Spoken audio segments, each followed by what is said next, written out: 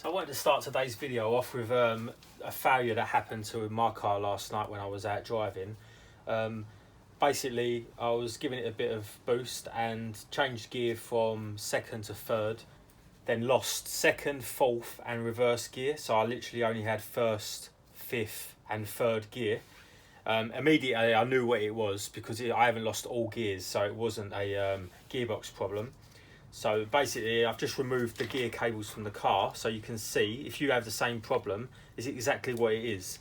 So what happens is the plastic clip that retains the cable end breaks off of here. You can see how it's supposed to be, and then it allows the cable to just do whatever it wants, and then this will cause you to not be able to select. If it's this cable, it'll be first, third and fifth. If it's this cable, it'll be second and fourth and reverse. And a lot of people panic because they think they've blown their gearbox, broke their gearbox or something like that. But this is the problem. So I've just removed these from the car and I'm going to show you exactly how to replace them. So luckily I have a spare set of cables to go on, but I just wanted to show you what these cables look like if you're trying to do it yourself. So these are the cable ends that go onto the gearbox selector. As you can see, they just literally pull on and pop off. They've got like a split ring type thing inside them, and you literally just have to prise them off. This is the bracket that bolts to the gearbox. This bit goes to the bottom. There's a rubber mount that it sits on, and then there's normally a two ends, so there'll be one either side like that, and there'll be one this side. That one's just for that, and then a bolt goes through these and bolts it to the gearbox, so that just sits on the gearbox like that. And then moving on to this end, this is the end that goes onto your gear stick inside the car, and I'm going to show you how to set these up. So this is the rubber grommet that sits on the bulkhead, and this pops through, and then these two are what go on the selector. I've got a quick shift on mine, so I'm going to show you how to set that up. So a quick thing to check while you've got this apart is in here, these rubber mounts sit in there, and this is where the bolt goes through to bolt it to the gearbox. Well, what happens is these rubber mounts, they wear, as you can see here, and all the rubber comes off, and this creates play in the gear stick itself.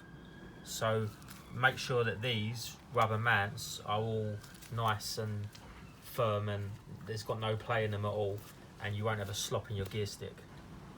If you haven't got that, then I recommend replacing these. You can get them from Vauxhall, and it's well worth just spending a couple of quid to get these and get rid of the slop out your gear stick. So you can see here how they fit when they're all in, and you can see the importance of having a nice firm fit. So now get underneath the car, and the first thing you want to do is you want to pop the ends that go onto the gear stick, and they want to go through first up into this big hole up there, and that's the hole that this grommet will fit around. So once you've stuck them in the back of the bulkhead, leave the rubber grommet out for now. Get these levers up, leave the bracket unbolted off the gearbox, and it's just a simple case of pushing these back onto the split rings. There you go, hear that one click, and then you do the same with the bottom one. I'll do that one because it's a bit fiddly. So now just align your bracket up like so onto the gearbox, and then all you've got to do is pop the bolt through.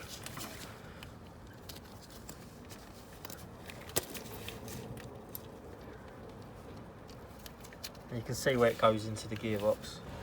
So there you go, that's all the bracket and the cables back on the gearbox. Now what to do is move into the car, and I'll show you how to set up the gear stick. So here's a simplified version of these gear cables coming through the car. I appreciate that not everyone's going to have a stripped out car like this, so you're going to have to remove all the surround. This has got a gear stick razor on it, as you can see, but you're going to have to remove the surround, remove the gear stick gaiter, the handbrake gaiter, and get rid of the whole panel to get these out. This is a lot easier for me, as you can tell. So I'm going to show you how to set this up properly with a quick shift and a gear stick razor.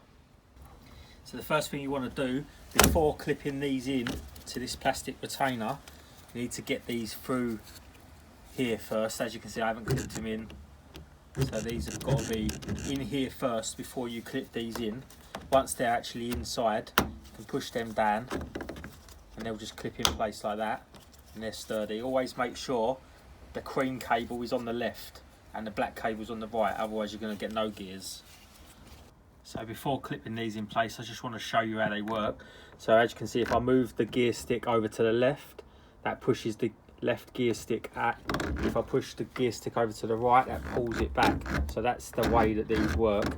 And then as I pull the gear stick back, the right hand cable moves, and forward, the right hand cable moves. So it works in pairs, and if only one cable's not working, the whole thing won't work. So with these still unclipped, what you want to do is you want to wiggle your gear stick and get it in a position where it's centralised in the ball. So you want to waggle it backwards and forwards till it's centralised. Once you're happy with the position of it, then what you do is you literally just push down on these clips and you'll hear the noise. There's one. And there's the other one. So now that's in place, you should have a nice tight gear stick. Just check we've got all gears. 1, 2, 3, 4, 5, and reverse.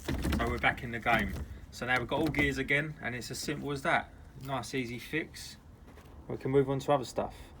So while we're on the topic of gear sticks, I thought I'd show you my gear stick razor. This raises up 60mm, which I found is the optimum amount. If you want one, then you can just get in contact with me. I can make these for you. And it's lovely position, as you can see. My hand and my elbow just rest on the seat, and the gear stick is right up where you want it. So you ain't messing around leaning down here and having to lean backwards and forwards. The gear stick's nicely up in the position, exactly how you want it. So, and even you've got space with this is a GT seat, which is really wide, and you've even got space for reverse. So you can't complain with that. I'd highly recommend one.